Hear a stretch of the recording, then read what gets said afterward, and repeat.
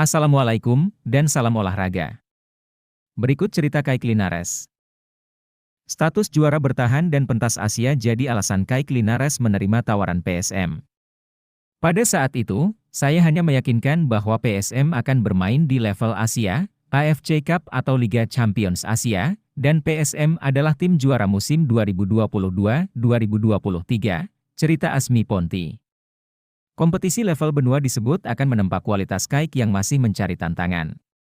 Sehingga baik bagi karir Kaik ke depannya, dengan usia yang masih 23 tahun dan bermain di tim juara Liga Indonesia, serta bermain di level Asia, imbuh Asmi.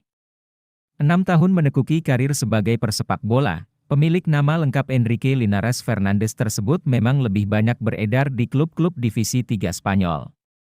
Kaik pun cuma semusim bersama klub Liga Thailand, Lampun Warriors, dan finish di peringkat 10. Lantas, apa Kaik punya target bersama Juku Eja musim ini? Target pribadi memberikan kemampuan terbaik di setiap pertandingan dan berusaha membantu tim berjuang di Liga dan kompetisi Asia. Pertahankan kerangka tim, lebih cepat penuhi kuota asing. Dari materi pemain yang dipersiapkan, PSM tak banyak melakukan perubahan komposisi pemain.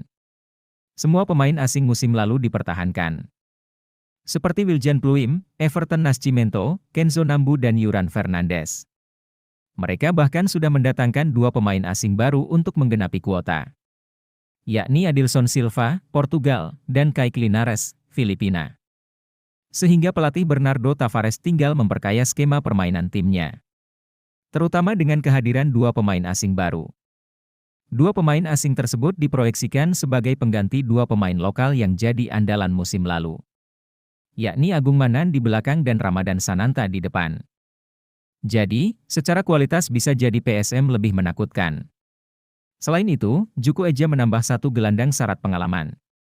Rizky perlu ditarik dari Bali United. Jadi, lini tengah mereka lebih punya banyak opsi.